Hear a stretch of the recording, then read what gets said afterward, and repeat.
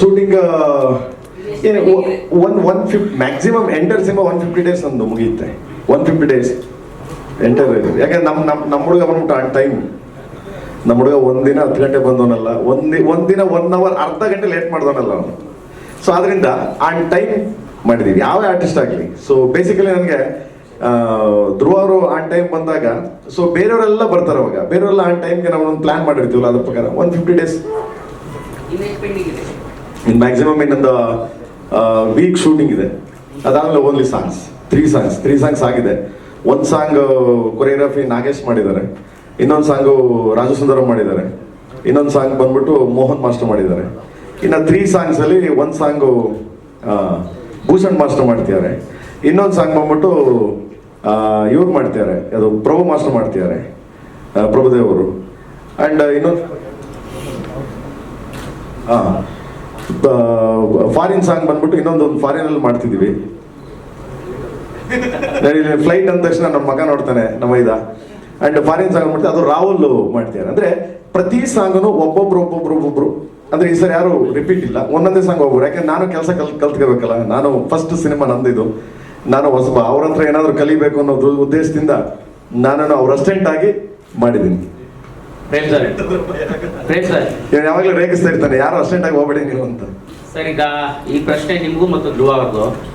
ಆರಂಭದಿಂದಾನೇ ಹೇಳ್ತಾ ಇದ್ರಿ ಯುದ್ಧಕ್ಕೆ ರೆಡಿ ಆಗಿದ್ದೀವಿ ಅನ್ನೋ ಥರದಲ್ಲಿ.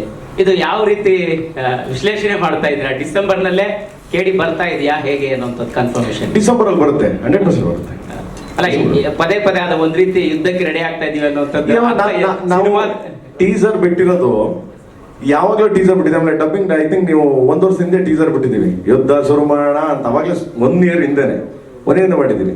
So this is continue. ಯುದ್ಧ ಪ್ರತಿಯೊಂದು ಇದರಲ್ಲೂ ಮಾಡ್ತಿರ್ತೀವಿ, ಅದು ಜನ ಬಂದು ನಿಂತ್ಕೊಂಡು ನೋಡ್ಬೇಕು, ಅದಕ್ಕೆ ಯುದ್ಧ ಮಾಡಕ್ಕೆ ಸ್ಟಾರ್ಟ್ ಮಾಡಿದ್ವಿ. ನಾವು ಕ್ಯಾಪ್ಷನ್ ಹಾಕ್ಬಿಟ್ಟಿದ್ದೀನಿ, ದ ವಾರ್ ಬಿಗನ್ಸ್. ಸ್ಟಾರ್ಟಿಂಗ್ ಇಂದ ಅದೇ ಇದರಲ್ಲಿ ಹೋಗಿದೆ. ಸೊ ಡಿಸೆಂಬರ್ಗೆ ಬರ್ತೀವಿ. ಧ್ರುವ ಸರ್, ನಿಮ್ಮ ವಿಶ್ಲೇಷಣೆ ಯುದ್ಧಕ್ಕೆ ರೆಡಿ ಆಗಿದೀವಿ ಅನ್ನೋ ವಿಚಾರಕ್ಕೆ? ಫೀಲ್ಡ್ ಇಳಿದ ಮೇಲೆ ಯುದ್ಧ ಮಾಡಲೇಬೇಕು ಅಲ್ವಾ? ಸತ್ರ ವೀರಮರಣ, ಗೆದ್ದ ಸಿಂಹಾಸನ, ಯುದ್ಧ ಶುರು ಮಾಡೋಣ ಅಷ್ಟೇ. 17 ಕೋಟಿ ಸರ್, ಇಷ್ಟು ದೊಡ್ಡ 17 ಕೋಟಿ 70 ಲಕ್ಷ, ಇಷ್ಟು ದೊಡ್ಡ ಮೊತ್ತಕ್ಕೆ ಆಡಿಯೋ ಸೇಲ್ ಆಗಿರುವಂತದ್ರ ಬಗ್ಗೆ ಎಷ್ಟು ವಿಶೇಷವಾಗಿರುತ್ತೆ? ಹೇಗೆ ಅಷ್ಟು ದೊಡ್ಡ ಮೊತ್ತ ಕೊಡುವಂತಹ ಸಾಧ್ಯತೆಗಳು ಹೇಗಾಯ್ತು ಅನ್ನೋದು? ಮೊದಲನೇದಾಗಿ ಸಾಂಗ್ಸ್ ಬಂದಾಗ, ನೀವು ಸಾಂಗ್ಸ್ ವಿಸಿಗೆ ಬಂದಾಗ, ಹಿಂದೆ ಐ ಥಿಂಕ್ ಆನಂದ್ ಅವರು ಮತ್ತೆ ಸಾಮಣ್ಣ ಇದ್ದಾರೆ. ನಮ್ಮ ಸಿನಿಮಾ ಏನಾದ್ರು ಯಾವ್ದು ಅಡ್ಡ ಆಗ್ಲಿ ಅಂಡ್ ವಿಲನ್ ಆಗ್ಲಿ ಎಲ್ಲ ಅವ್ರ ಹತ್ರನೇ ಇದೆ. ಸಾಮಣ್ಣ ಲಾಸ್ಟ್ಗೆ ಆಯ್ತಾ ನಮ್ಮ ಸಿನಿಮಾದ? ಅದವರು ನಮ್ದು ಯಾವ್ದು ಇಲ್ಲ, ಹಿಟ್ ಆಗಿರುವಂತೆ. ಓಕೆ, ಸೊ ದೆನ್ ಒಂದು, ಆಮೇಲೆ ಧ್ರುವರ್ದು ಅದು ಹಿಟ್ಟು, ಪೊಗರು ಅದು ಹಿಟ್ ಆಗಿದೆ ಅಂತೆ. ಆಮೇಲೆ ನಂದು ಅರ್ಜುನ್ ಅವ್ರದ್ದು ಅದು ಹಿಟ್ ಆಗಿದೆ. ಆ ದೃಷ್ಟಿಯಿಂದ ಸೊ ಒಂದು ವ್ಯಾಲ್ಯೂಸ್ ಇದೆ ಅಂದ್ಬಿಟ್ಟು ಕೊಟ್ಟಿದ್ದಾರೆ. ಒಂದು ಎರಡನೇದೇನಪ್ಪ ಅಂದ್ರೆ ಮ್ಯೂಸಿಕ್ ಅನ್ನೋದಿದೆಯಲ್ಲ, ನಿಜ ಹೇಳ್ಬೇಕಂದ್ರೆ ಇವಾಗ ನಾವೇನ್ ಸಾಂಗ್ ಆಡಿಸ್ತಾ ಇದೀವಲ್ಲ, ಸಿಂಗರ್ಗಳ ಕೈಲಿ, ಆ ದುಡ್ಡಲ್ಲಿ ಒಂದು ಸಿನಿಮಾ ಮಾಡ್ಬೋದು.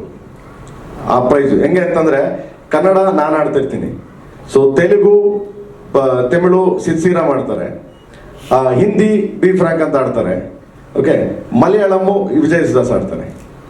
The first Indian cinema orchestra, highest orchestra ಮಾಡಿರೋದು. ಅಂದ್ರೆ 260 ಜನ ಮೇಲೆ ಮಾಡಿದೀವಿ. ಅದಲ್ದೇನೆ ನಿಮ್ಗೆ ಶಿವಮಣಿ ರಿದಮ್ ಮಾಡಿ ಒಂದು ಸಾಂಗ್ ನ 3 ಜನ ರಿದಮ್ ಮಾಡಿದ್ದಾರೆ. ಅಂದ್ರೆ ಫಸ್ಟ್ ಟೈಮ್ ಒಂದು ಸಾಂಗ್ ನ 3 ಜನ ಶಿವಮಣಿ ಮಾಡಿದ್ದಾರೆ. ಅಂಡ್ ದೆನ್ ಇಲ್ಲಿ ನಮ್ಮ ಕನ್ನಡದಲ್ಲಿ ಇವರು ಯಾರೋ ಹೆಸರು ಮಗ, ನಮ್ಮ ರಿಕ್ಕಿ. ಅದಾದ್ಮೇಲೆ ನಮ್ಮ ತಬ್ಲಾ ತೋಫಿಕ್ ಕುರೇಶ್ ಅವ್ರು ಮಾಡಿದ್ದಾರೆ. ಅಂದ್ರೆ ಈ ತರ ಒಂದೊಂದು ಟೀಮ್ ಬರೀ 3 ಜನ ರಿದಮ್ ಮಾಡಕ್ಕೇನೆ ಮ್ಯಾಕ್ಸಿಮಮ್ 60 ಮೆಂಬರ್ಸ್ ಮಾಡ್ತಾರೆ. 60 ಜನ ಅಂಗ್ಲಿಯಾಗ ಹಾಕೊಂಡ್ರೆ ನಿಮ್ಗೆ 300 ಮೇಲೆ ಹೋಗ್ಬಿಡ್ತದೆ ಆರ್ಕೆಸ್ಟ್ರಾ. ಅಂದ್ರೆ ಅಷ್ಟು ಖರ್ಚಾಗುತ್ತೆ, ಅಷ್ಟು ಇದು ಮಾಡಿದ್ರೆ. ಅಂದ್ರೆ ಕ್ವಾಲಿಟಿ ಇಂಪಾರ್ಟೆಂಟು. ಬಿಕಾಸ್ ಬರೀ ಓನ್ಲಿ ಇಲ್ಲಲ್ವಲ್ಲ, ಎಲ್ಲಾ ಕಡೆ ರೀಚ್ ಆಗಬೇಕು. ವರ್ಲ್ಡ್ ಕಾಂಪಿಟೇಷನ್ ಇವಾಗ ಸಿನಿಮಾ ಅನ್ನೋದು. ಸೊ ಆ ದೃಷ್ಟಿಯಿಂದ ಹೋಗಿದೆ.